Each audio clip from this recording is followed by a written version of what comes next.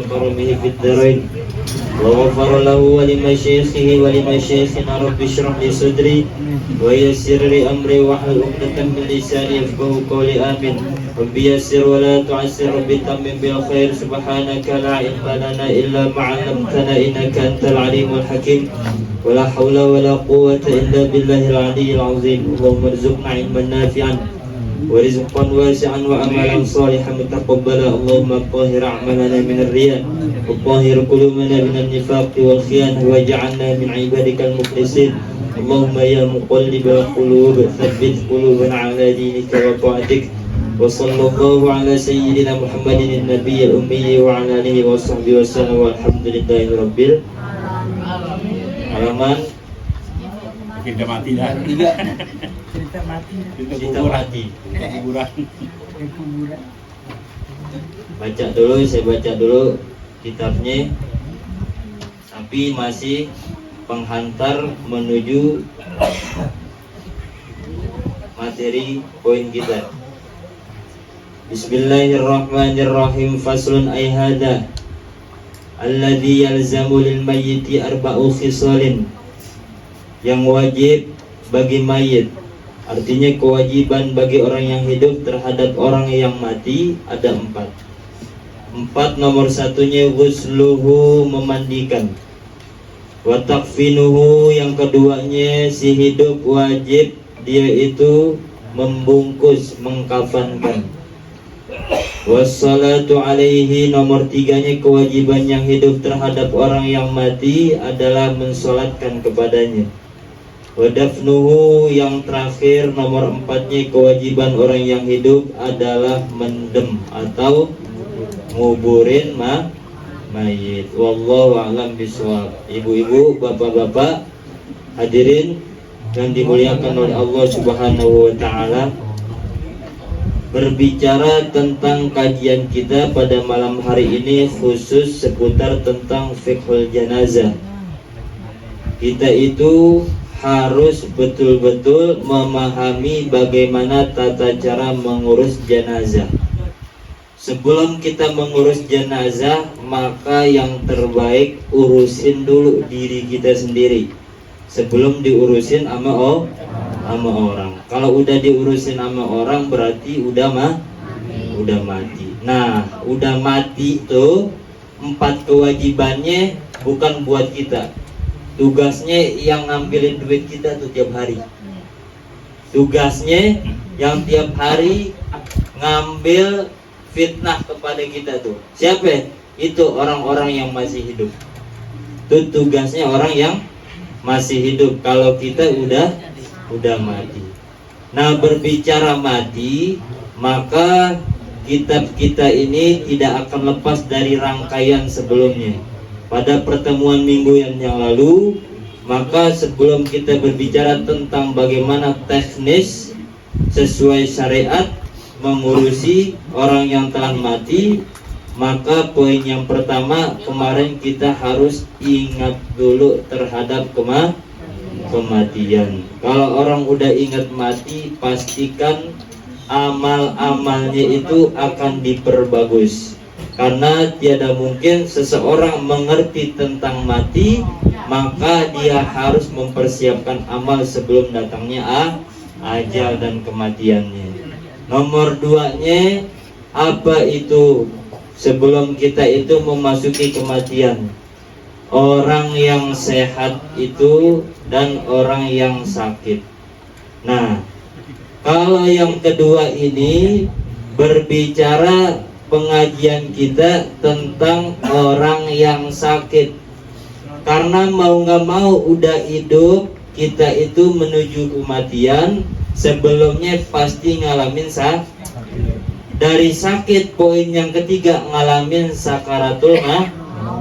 Dari sakaratul maut maka mengalami dari kematian udah habis dah.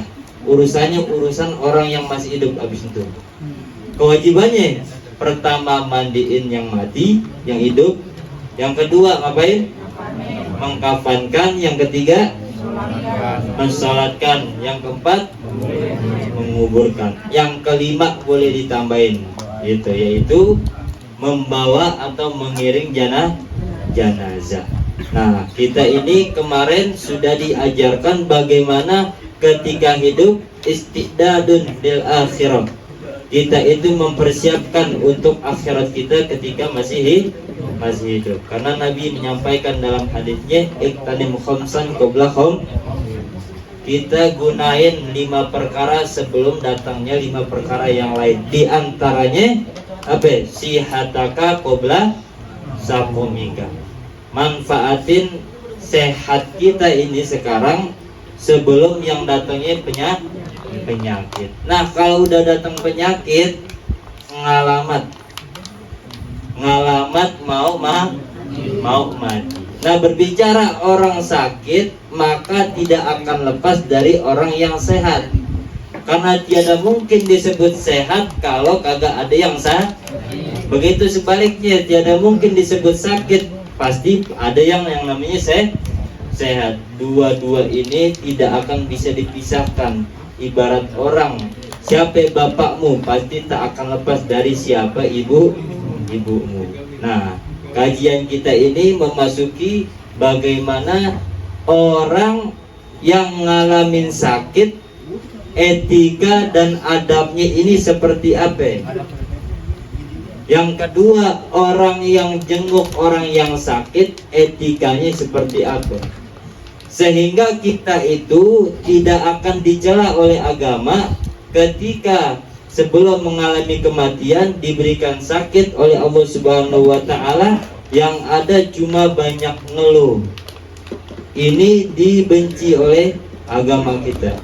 Nah, orang yang menjenguk, maka adab pertamanya itu adalah kita mendoakan orang yang sedang sakit.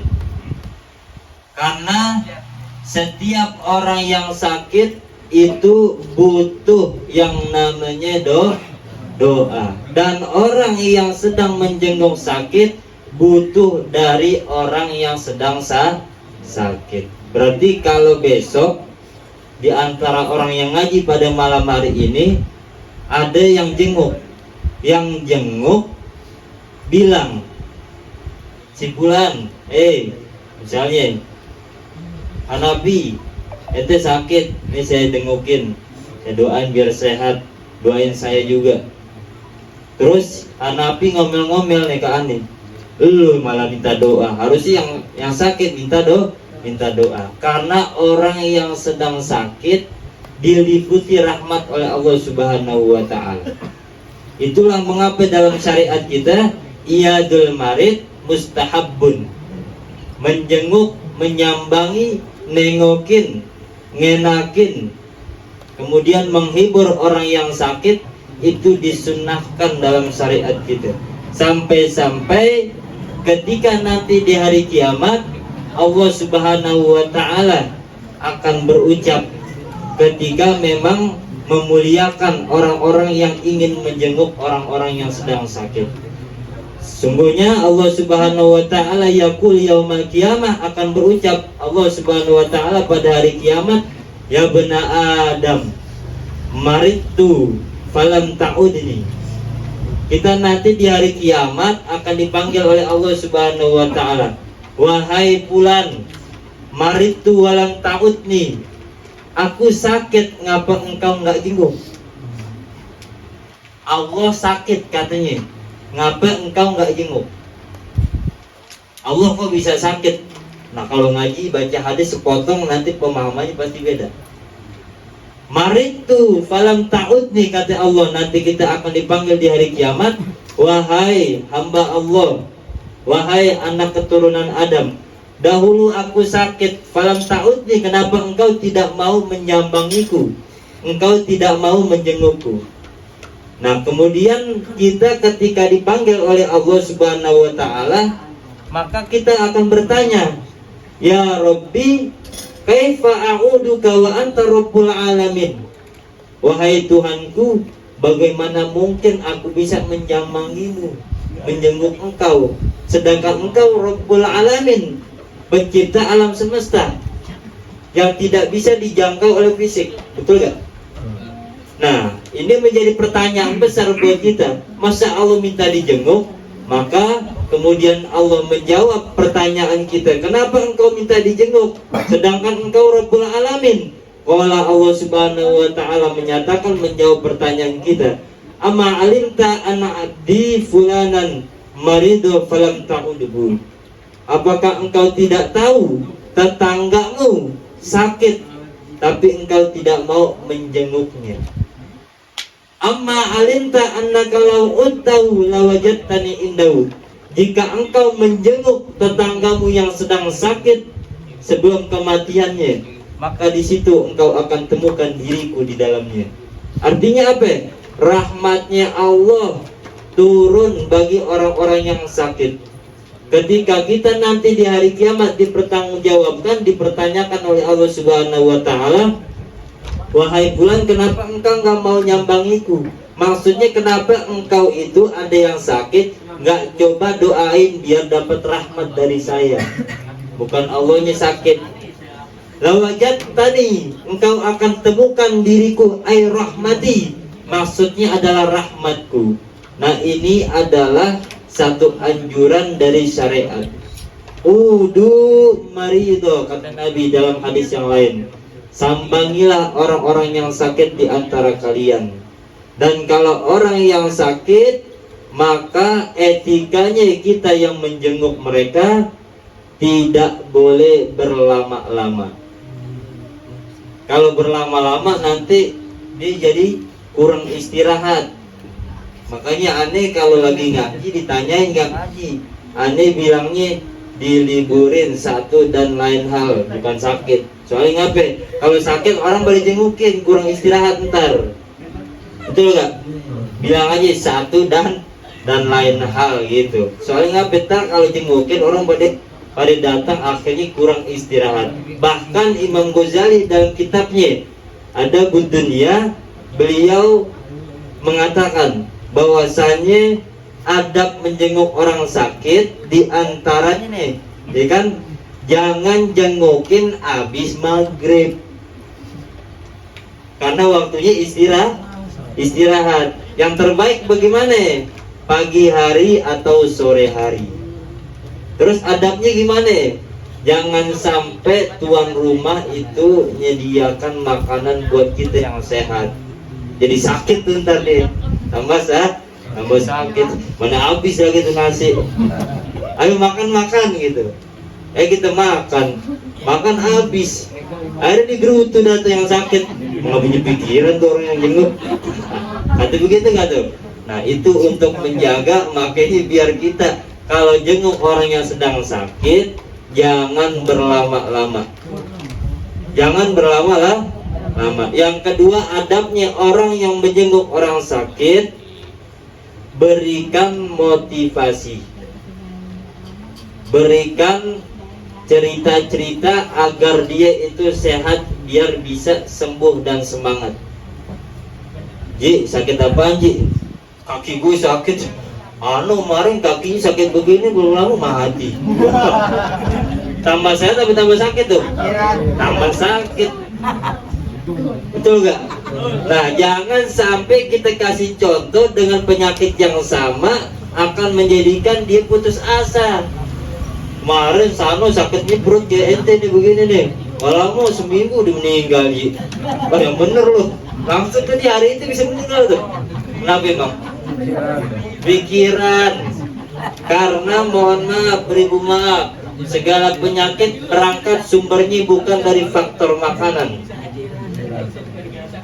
Faktornya apa? Hati. Kalau orang hatinya ini berantakan, pasti otomatis ngaruh ke fisiknya.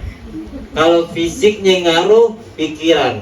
Kalau pikiran pasti sakit. Itu kemarin kenapa orang yang COVID banyak yang meninggal dadakan? Soalnya diumumin hari ini yang meninggal sekian ribu. Nah, kita pas banget lagi COVID, ya habis nih gue tadi. Bener gak? Harusnya pemerintah ngasih taunya pas lagi COVID, hari ini pada tanggal sekian per daerah ini, maka yang sehat sudah banyak, sekian, sekian, dan sekian. Orang sehat gak tuh yang sakit? Wah, tuh udah bisa sehat tuh di Jakarta, ada 40 orang, gue bisa kali. Nah, kasih sugesti semangat. Jangan sampai nanti jenguk orang sakit, itu bilangin malah nakut-nakutin. Gitu, repot tuh ntar. Ketiga, itu kita kalau mau jenguk orang sakit, adabnya apa? Jangan sampai kita itu sering menanyakan kondisinya, kecuali memang dia itu menceritakan terlebih dahulu. Bilang aja kalau mau nanya, sehat Ji? Sehat alhamdulillah. Kan diceritain tuh dia tuh. Jangan sampai kita nanya sakit apaan sih?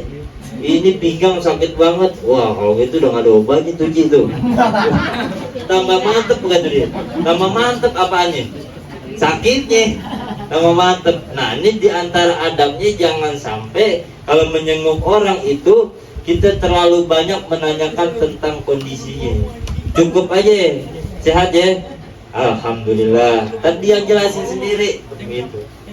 Dan nggak semua sakit dalam syariat itu orang dianjurkan untuk menjenguk. Apaan aja tuh sakit jangan dianjurkan untuk menjenguk? Bisulan. Masa orang bisulan ke dijengukin, bayar tidak ngumpulin duit. Sakit gigi, jangan sampai. Itu di dalam syariat nggak disunahkan ya, tapi kalau dijenguk nggak apa-apa.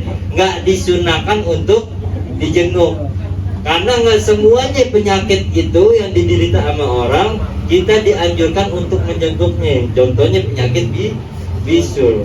Kalau orang bisul itu kan mau kaya, bener gak? Kata orang dulu tuh, kaya apa? Kaya bisul, kalau belum pecah matanya juga bakal nongol lagi tuh, kaya jadi. Itulah orang dulu tuh ngibur kita begitu, dengan cara begitu tuh, biar nggak nguring kalau lagi bisulan nggak ngumpet.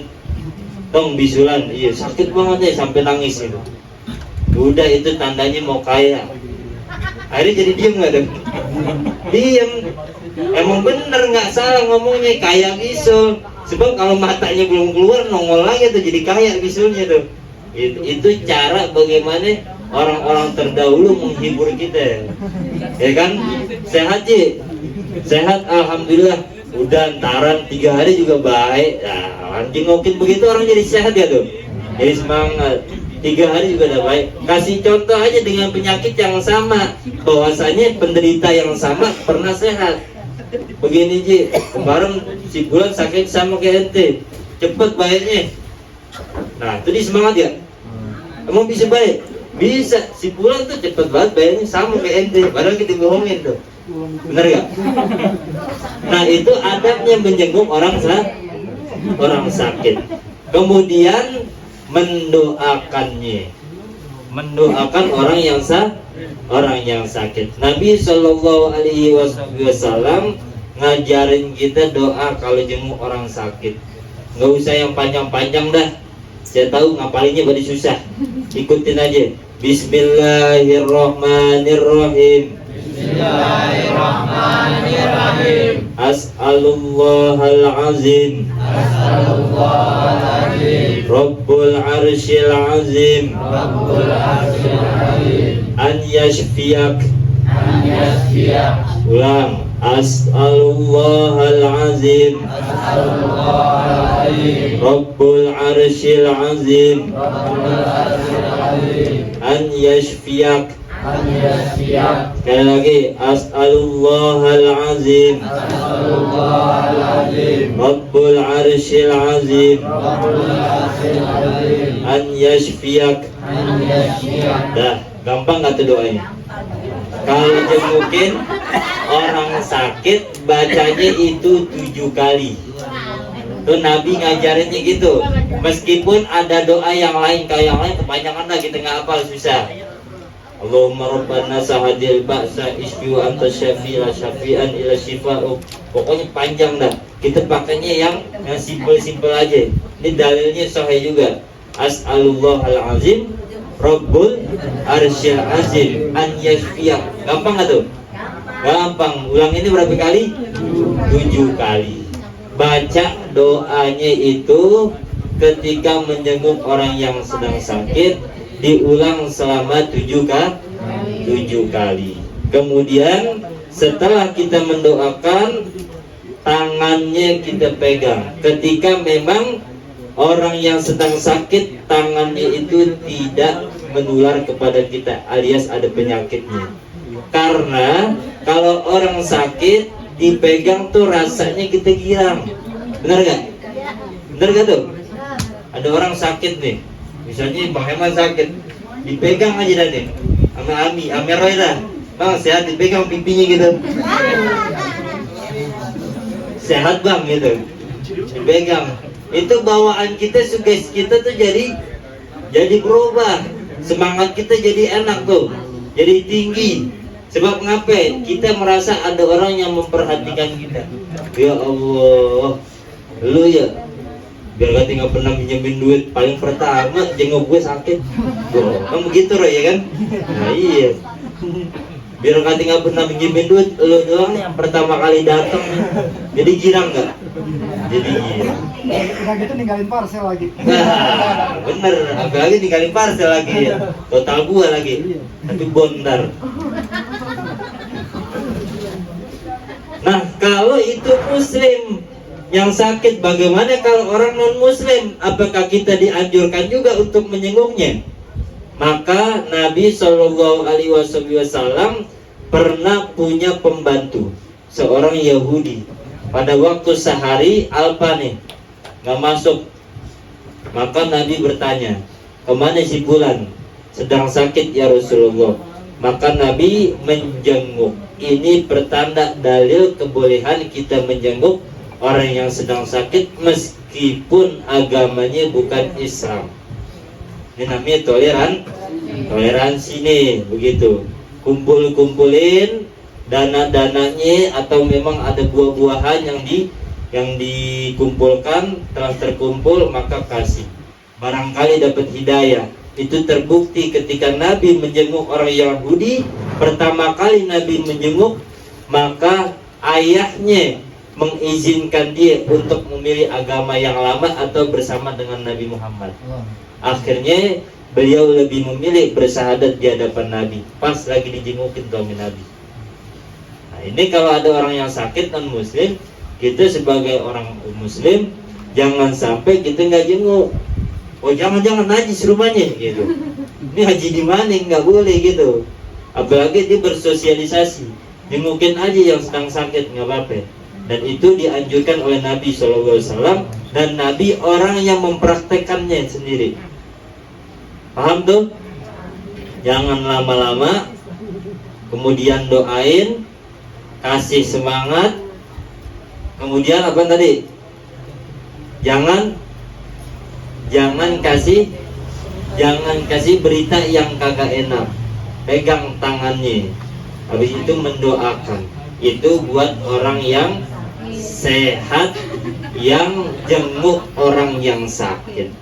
Nah sekarang bagaimana adab dan etikanya orang yang sedang sakit, biar kita itu nanti di lingkungan kitanya sakit, orang lain ikut sakit. Kenapa?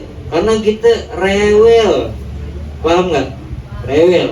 Nah rewel itu nggak boleh dicela agama pada waktu kita sakit, kecuali rewelnya itu sewaktu-waktu.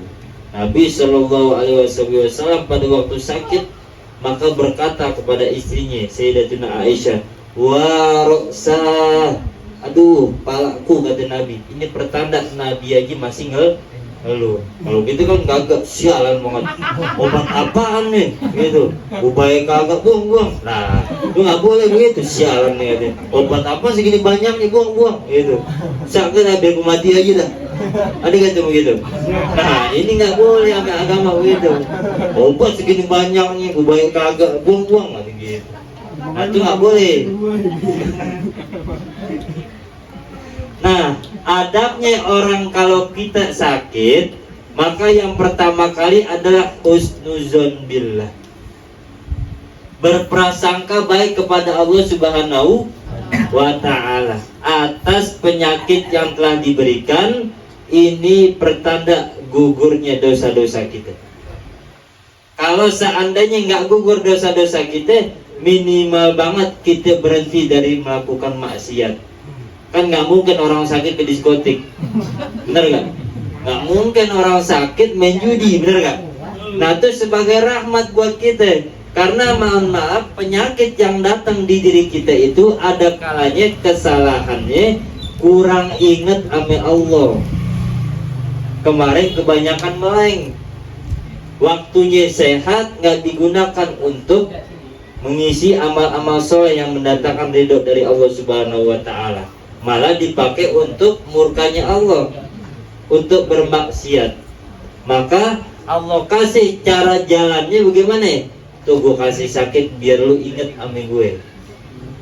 Maka pertama kali pas lagi sakit, kalau seandainya sakitnya diharapkan kesembuhannya, maka banyak-banyak mengucapkan doa. Doanya seperti doa tasbihnya Nabi Yunus. Banyak-banyakin tuh orang lagi sakit. La ilaha illa anta subhanaka inni kuntu. Banyak-banyakin orang lagi sakit baca itu. Sebab kesalahannya kadang berangkat dari diri kita, sehingga penyakit datang bahkan kadang-kadang terus-menerus berkepanjangan. Maka la ilaha illa anta, seperti Nabi Yunus mengatakan, tidak ada Tuhan selain engkau wahai Allah.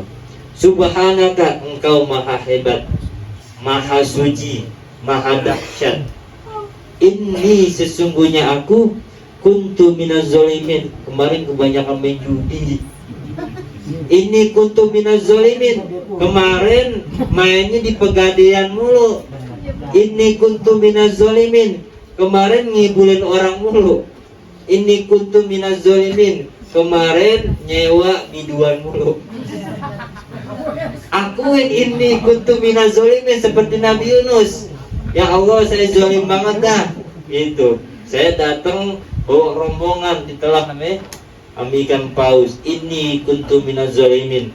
Ini murni kesalahannya berangkat dari saya. Ini kuntu minaz zalimin. Kemarin sering adu domba orang.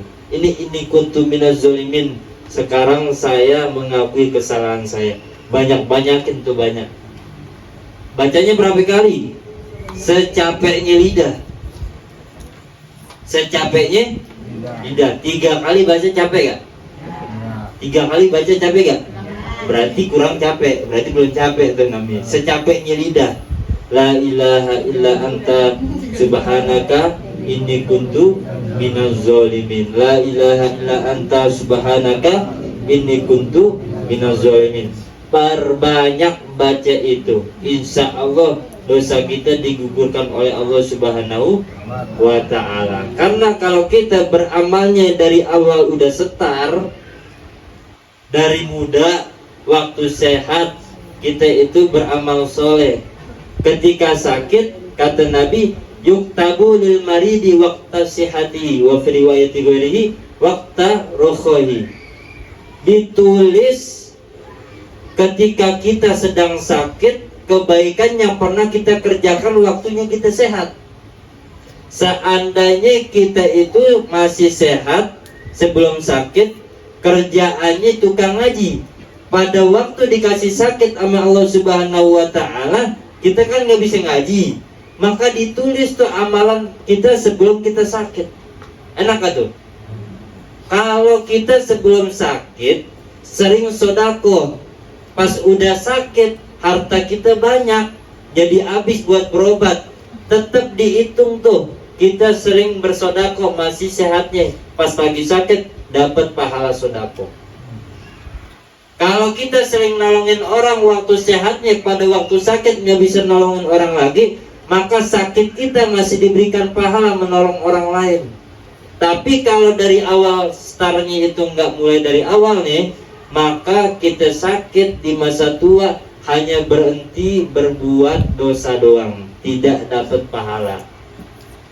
Makanya kalau lagi masih sehat, kita pelan-pelan belajar bagaimana kita membersihkan diri kita yang belum wajib-wajib dikerjakan, maka kerjakanlah yang wajib-wajib. Sunnah belakangan ntar.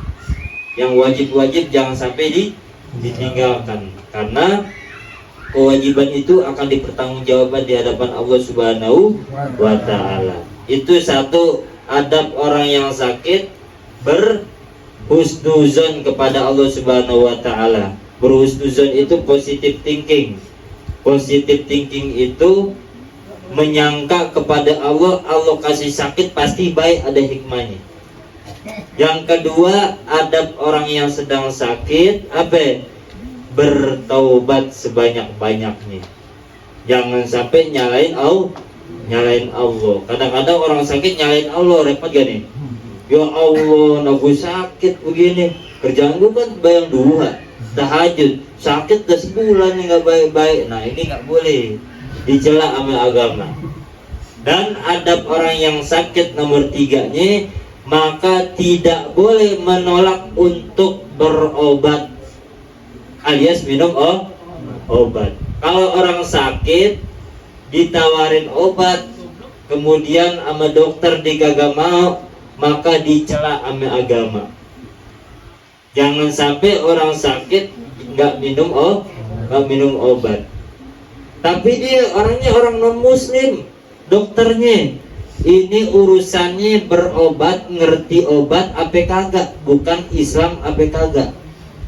Urusannya ini dia ngerti obat apa bukan. Dulu ada seorang syekh, muridnya Sanawi Al-Bantani nih, ini Syekh Abdul Ghafur. Pas ditanya sakit apaan, sakit udah parah. Di sono nah Tuan Syekh ada ahli pengobatan, ngerti obat, tapi non muslim.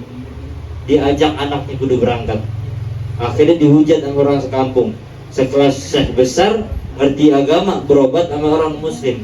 Dijawab tuh dalam bukunya, kalau orang sakit mau berobat, urusannya bukan dia sholat nggak sholat, karena urusannya dia ngerti obat apa kagak. Bener gak? Ini urusannya bukan dia sholat apa kagak. Meskipun kalau dia nggak sholat, kita itu tidak membenarkan, karena dia urusannya apa? Urusannya ngerti obat apa kagak. Berobat dah tuh ikhtiar zohir batin. Ini kan kalau sakit nggak mau berobat, yarin gue mati aja dah gitu. Jangan begitu, jangan. Obat udah gue dah sebulan dah gue minum nggak ada perubahan gitu, ini begini aja udah kandungan. Nah ini nggak boleh, harus minum obat. Karena kenapa ya? Segala sesuatu penyakit pasti ada obatnya. Dan setiap obat pasti diciptakan oleh Allah Subhanahu wa Ta'ala. Di antara obatnya apa? Yang zahirnya minum obat-obat atau herbal, kemudian batinnya obatnya pakai apaan? Pakai ayat-ayat Quran. Wa nunazzilu minas sama' ma huwa syifa. Diturunkan ke Al-Quran itu sebagai apa? Obat. Ini jangan sampai kita lagi sakit, anak kita bacanya Yasin, lu nyumpahin gue mati. Kagak, emang begitu ajarannya.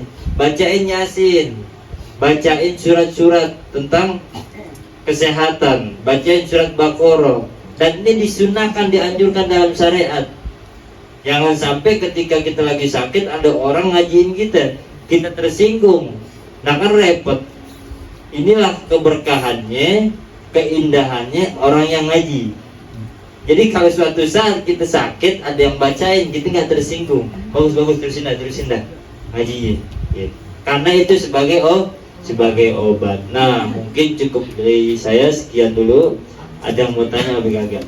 Nah kalau udah ngomongin sakit, maka besok minggu depan kita ngomongin sakaratul maut.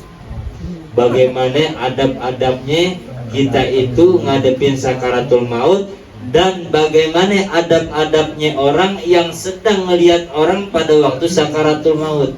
Jangan orang udah ngap-ngapan, kita tontonin begini doang monyong.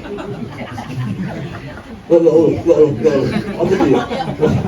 Ini nggak ada adabnya beragama. Ketahuan lagi tersiksa nih, kudu dibimbing. Gitu. Nanti besok kita ngomongin bagaimana ngadapin sakaratul maut, dan bagaimana orang yang menyaksikan orang sakaratul maut harus bagaimana tuh posisi dia. Apa di foto itu dilihatin aja. Hari ntar Dicip lagi habis kali nih misalnya. Nah itu harus ada etikanya. Nah pas udah ngomongin sakaratul maut, baru minggu selanjutnya, minggu yang kedepannya lagi akan berbicara masalah mati. Udah mati, udah selesai nih kita tugasnya. Itu tugas selanjutnya yang keempat itu urusan orang yang hidup. Paham gak nih? Ada yang mau nanya gak? Ini kita belum teknis pengurusan jenazah nih. Ini masih bagaimana tata cara kita meniti kematian. Waktu sehat bagaimana? Kemarin di pertemuan yang lalu kudu ingat mati. Ingat mati bukan habis ini pulang sholat zikir 33 kali mati, bukan begitu, bukan. Ingat-ingat kekurangan kita. Kemudian habis sehat menuju sakit. Sakit adabnya bagaimana? Habis itu orang yang sakit pasti sakaratul maut. Disitulah penentuan husnul khotimah atau su'ul khotimah. Mohon maaf, orang lagi meninggal pas dia sakaratul maut. Kalau kita udah ngaji besok kita bakal tahu. Tapi kita nggak boleh ngomong ini orang baik apa kagak. Ntar pas lagi sakaratul maut, pas dia pejamkan mata kita bakal tahu. Akhir ayatnya di husnul khotimah atau su'ul khotimah. Kalau husnul khotimah ceritain, kalau su'ul khotimah jangan ceritain, diam aja, bacaan Fatihah kirimin langsung. Karena kenapa? Ini dibongkar sama Nabi semua, sama agama, bagaimana ciri-ciri orang su'ul khotimah. Ada yang mau nanya kan nih? Mati, nggak ada mau nanya mati. Roy nanya. Up.